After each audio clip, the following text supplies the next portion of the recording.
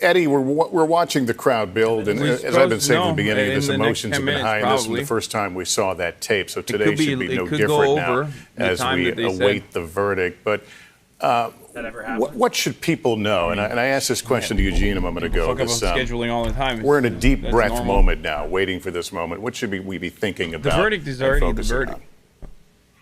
Well, unlike what the prosecutors told the jury, this trial bears the burden of the nation's central contradiction, Lester. And so there is a sense in which America is on trial here. And, you know, whether they come back with guilty verdicts for all three counts, or if they just simply convict on second-degree manslaughter. The latter, I think, will generate discomfort, a kind of, disappointment. I'm muting this for now. Sorry, they're not saying it. This is just color commentary, right? Like, it's just everyone's talking about how America's on trial and Let me just say something, okay? If America is on trial, America has lost, all right? I'm sick and tired, and I've been, like, looking at CNN, looking at Jake Tapper, talking about, how, like, oh, my God, this is, the rest of the world looks to the United States of America as a beacon of democracy and hope, or Don Lemon has been saying that. It's like, no, dude, that is delusional, okay? Let me tell you something.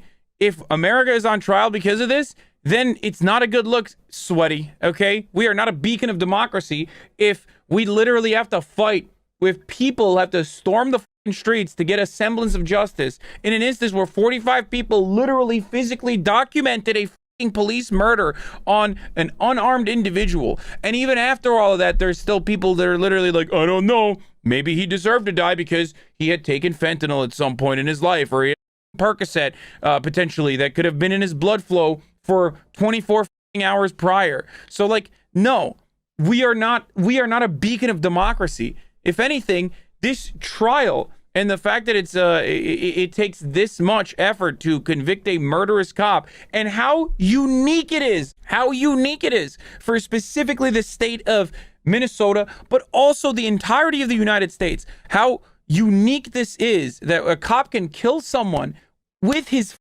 hands in front of 45 people, okay? In front of so many people, including minors.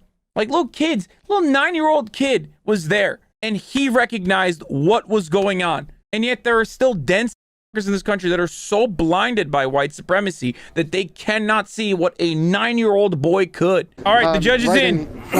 Derek Chauvin is back in the court. Court proceedings are starting right now, boys. In Minneapolis, and I've spoken with you, Philippe, many times since the death of George Floyd. And if you can put this into context. Holy Members of the jury, I will now read the verdicts as they will appear in the permanent records of the 4th Judicial District. State of Minnesota, County of Hennepin, District Court, 4th Judicial District. State of Minnesota Plaintiff versus Derek Michael Chauvin, Defendant. Verdict, Count 1. Court File Number 27, CR 20-12646. We, the jury, in the above entitled matter as to Count 1, unintentional second-degree murder while committing a felony, find the defendant guilty. This verdict agreed to this 20th day of April 2021 at 1:44 p.m. Signed, juror foreperson, juror number 19. Let's go. Same caption, verdict count 2. We, the jury, in the above entitled matter as to count 2, third-degree murder, perpetrating an eminently dangerous act, find the defendant guilty. This verdict agreed to this 20th day of April 2021 at 1:45 p.m. Signed by jury foreperson, juror number 19. Same caption, verdict count 3. We, the jury, in the above entitled matter as to count 3, second-degree manslaughter, culpable negligence, creating an unreasonable risk, find the defendant guilty. This verdict agreed to this 20th they hit him in the with the hardest one at 1:45 p.m. Jury foreperson 019. Are these your verdicts? So say you one, so say you all. Ladies and gentlemen, I've said this already, but once again, the uncertainty that we all experienced here, the uncertainty that we all experienced here on this day, that a cop could murder someone in broad daylight with his bare hands, what I'm going to ask you to do now is in front of follow the deputy back into your so many people, and I will join you in a few minutes filmed from numerous angles, where all of the people that were involved tried to stop him, where his own police chief said that this was unacceptable. Other members of law enforcement said this was unacceptable, and yet we still were genuinely worried that this might not face justice. That uncertainty alone implies that America still has a very long way to go as far as reaching a actually just justice system.